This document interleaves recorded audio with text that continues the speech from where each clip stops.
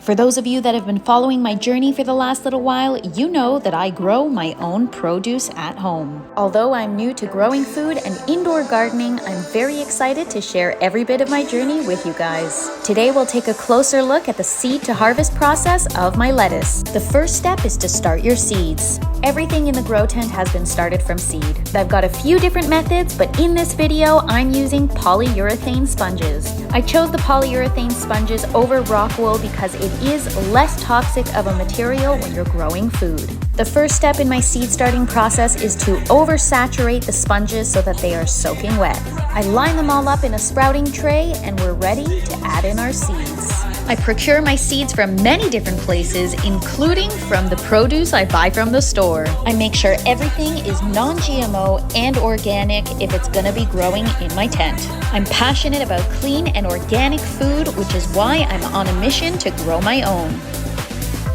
I do my best to sow one seed per sponge, but sometimes there's more. Which isn't the end of the world, it just makes it more challenging for the removal process. Once I complete sowing the romaine lettuce, I'm moving on to leaf lettuce. Once again, I'm doing my best to add in one seed per sponge. Sowing teeny tiny seeds can be super challenging, which is why I use tweezers to help me throughout the process.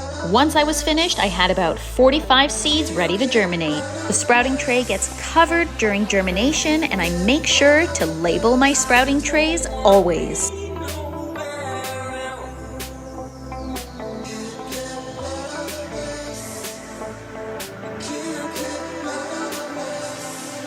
The next step is to cover the sprouting tray and put it on a heating pad under the grow light for the next few days. I started these seeds the last week of February, and within 3 days they were already sprouting. As soon as the seeds sprouted and got their first 2 leaves, I began to introduce oxygen to help them thrive. From the day I started the seeds, it took me 2 weeks to get to this point.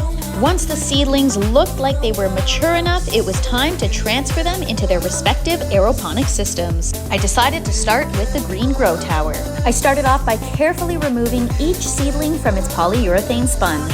In the past, I've left the seedlings in the sponge when transferring, but I found that the roots didn't get enough oxygen and the sponges harbored a lot of bacteria. Although the sponges are a great tool for germination, I prefer to leave my seedlings in the net pot with no grow medium other than hydroclay.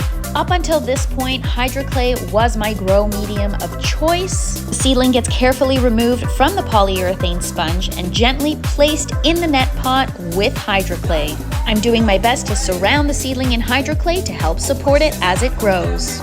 Once the seedling has been placed in the net pot with the hydroclay, into the green grow tower it goes. Once the seedlings go in the tower, it is the first time that they are introduced to nutrients. On this run, I used the General Hydroponics 7410 Flora Nova Grow, and my plants seem to love it. I try to maintain a pH between 5.5 and 6 for my aeroponic lettuce varieties. I get a lot of feedback asking why I remove the seedlings from the sponge and make it look so complicated. Well, first of all, it's not that complicated. And second of all, it's because I want the roots to be free with nothing impeding their growth or oxygen circulation. And from the several grows I've had, I've learned that lettuce does best when the roots are completely free.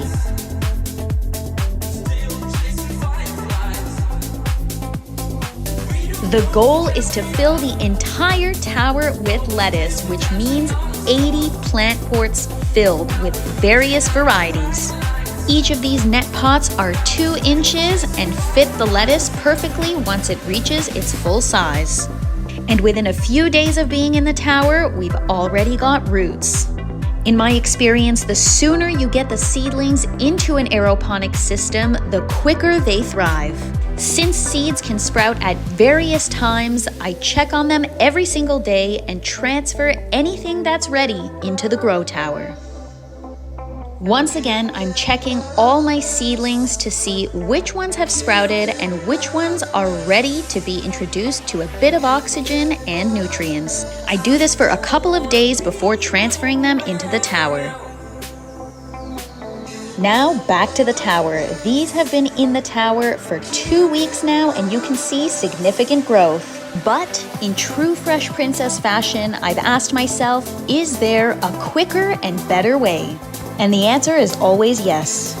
I've been recently playing around with some neoprene foam cloning collars and decided to transplant my lettuce seedlings directly into the collar with no other grow medium.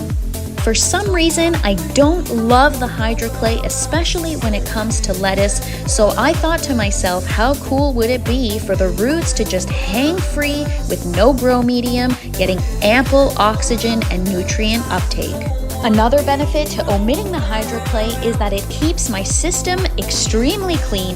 Over time, the hydroclay does break down and it causes debris in my lines and in my system, affecting the plant's health.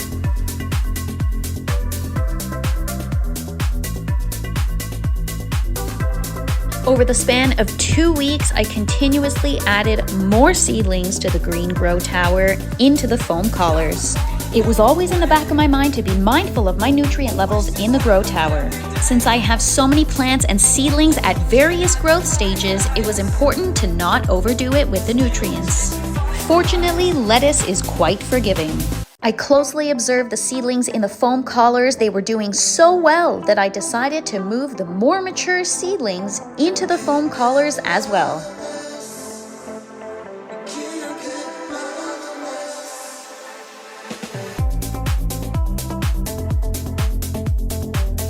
At this point, it's been 3 weeks since the first seedlings were transferred in the tower, and they have grown exponentially every single day.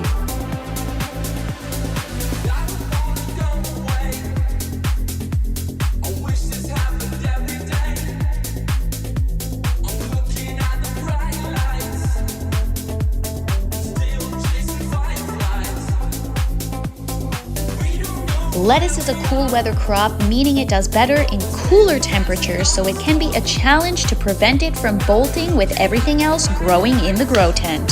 Since I've got other produce that requires warmer temperatures, I do my best to isolate one side of the tent and keep it as cool as possible. But who am I kidding? I eat so much salad, I'll probably finish it all before it even has the opportunity to bolt. Bolting happens when the temperatures fluctuate and the plant is under stress. Essentially, bolting means the plant goes right to flower. And that is what we don't want, because once it begins to flower, the flavor tastes very different. The only time you should allow your lettuce to bolt is if you're harvesting seeds. We are at the 4-week mark now since we've transferred the first seedlings into the grow tower. Before adding in my nutrients, I do add small amounts of 3% hydrogen peroxide in order to help with oxygen for the roots.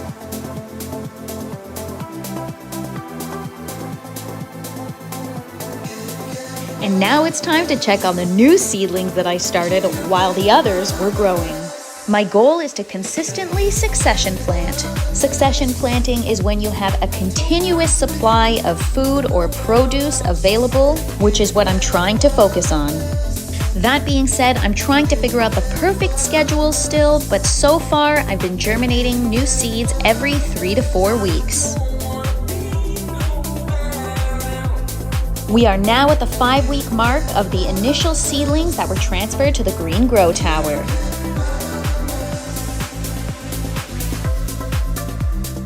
The timing seems to be perfect because our new seedlings are ready to be transferred into the next grow tower.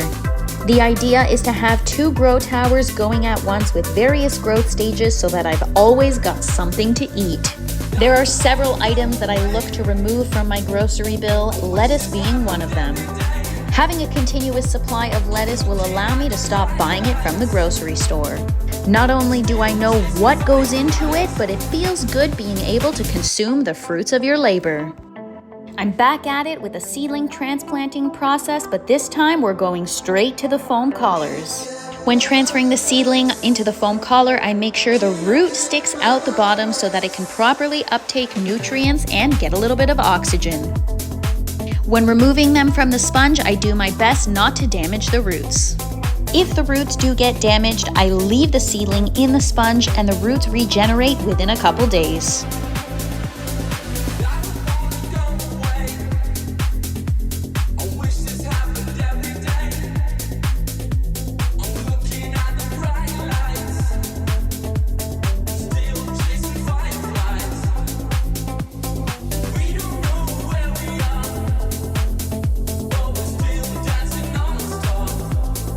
This is 1 week of growth in the orange grow tower. And while that's happening, I fill the green grow tower with more water and nutrients. This is something I must do about once a week. We made it to week 6 and it is time to harvest some leaves. In my last few grows, I did not use CaliMag. This time I decided to implement it and I taste the difference. And so does my puppy dog, Scarlet. There is nothing like growing your own organic food. The quality, flavor, and nutrient density is so much far superior than what you get from the grocery store. When harvesting, I always make sure to tear my lettuce instead of chop it. This helps it rip along the cell walls and not tear through the cell wall. This helps keep the crunch intact. In just 6 short weeks, I get to enjoy a beautiful salad every night that I grew myself. Every day before I'm ready to have some dinner, I hop down to the grow tent and harvest some lettuce for myself. And honestly, it can't get better than this.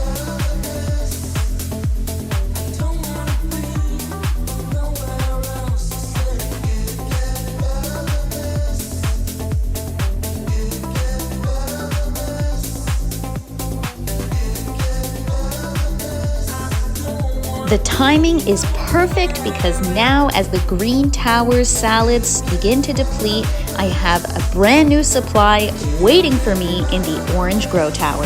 As the green tower approaches its 7th week, I am on the 3rd week in the orange grow tower and things are growing super fast.